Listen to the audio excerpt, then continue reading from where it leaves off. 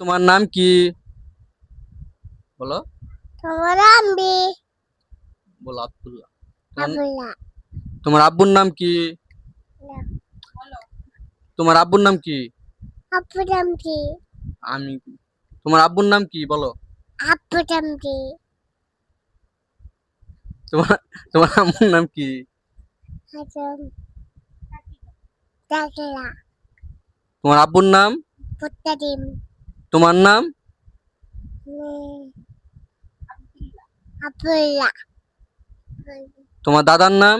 দাদাম দাদান তোমার দাদুর নাম? বেকম তোমার নানার নাম?